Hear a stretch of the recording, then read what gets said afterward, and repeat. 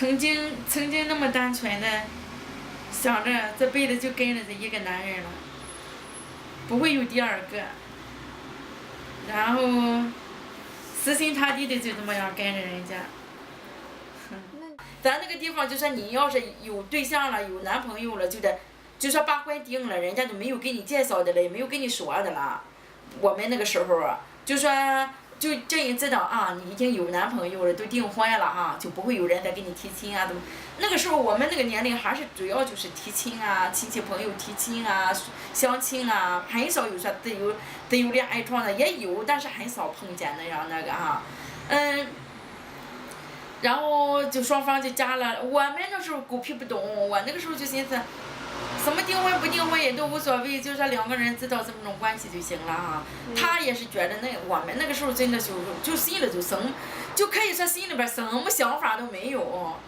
两边家长呢就觉着，哎呀，还是把婚定了就知道就是两家是亲戚了，就是名正言顺的，就是两个人就是未婚关系了啊。好了。我们两个都不在现场的情况下，那时候我还在家里，他在部队上哈，把亲给定了，他家里还到订婚都没，就是最起码接吻也没接过。没有，想死了还接吻，那好不容易第一次见面，那干拉手，他说了一句，看啊没注意，你还挺漂亮的，这就很过分了那就。没。然后9点来钟就开始了。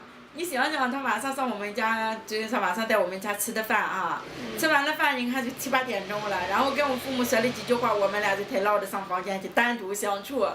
好了，这9点来钟开始了，我妈就房间外边转悠，就拿点这个，弄点那个，一看都快10点了，我妈就能在外面就开始了，就叫着我的名字说，快10点了啊，别回去的太晚了。你说人家还能干什么？我还能干什么？但是我们也不敢，就是那个也不敢的，也没有也没有那种想法。我那个时候还有个什么想法哈？那个时候挺小人的，就是因为毕竟没经历过，就说两性之间那种事情哈，就是那个时候就也不知道那种什么冲动啊，那种什么要求啊，也没有什么东西都不知道，就还想着很浪漫，等到结婚的时候才能把身体给他，那个时候就多浪漫啊，就觉着新婚之夜，就这样想。第一次接吻，然后我到现在就清清楚楚的哈，我坐在床边下，他那也坐在这个床边下。然后嘛，他就过来牵我手，然后他过来哈，过来然后等亲我一下，我那就吓得坐那个地方就一动不敢动了。在哪儿？就在我房间里嘛。你爸妈不在？我爸妈不在嘛，我在我的房间里嘛，然后我爸妈在外面嘛，在他们自己那边嘛哈。后来他就试探了一下，然后就过来吧哈，就亲我，亲我以后就舌头伸我嘴里面去了嘛哈。哎呦，我都吓得，怎么还这样？怎么什么感觉？这是一点感觉都没有，觉得还怪可怕的。我就吓得就坐那个地方就好像僵硬了一样，就直接就是坐这个地方一动不敢动了。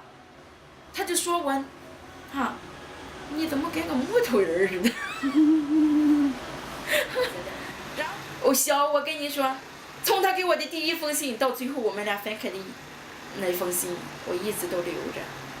最后转了。那个信啊，就这么高，捆起来哈，2摞子。我也够狠的，最后分手的时候，这2摞的信，我打了一个邮包给他寄走了。我婶婶帮我去寄的，一封不少的全部给他寄走。从他给我的第一封信，全部都给他寄走，寄回去。我让他从，就是从他跟我认识到他最后，让他自己看他点点滴滴，看他点点，他。给我写的每一封信，我都让他自己看一遍，全部给他寄走，找了就上邮局打了个邮包给他寄回去。后来就觉着不对劲儿，那个时候他就回原部队上那个，就是可能不是说他变心那么那个哈，就是因为一个女兵追他，而且这个小女兵的舅舅是北京的总参，就空军后勤地勤的。可能总参谋长，就是挺大的个干部官儿啊。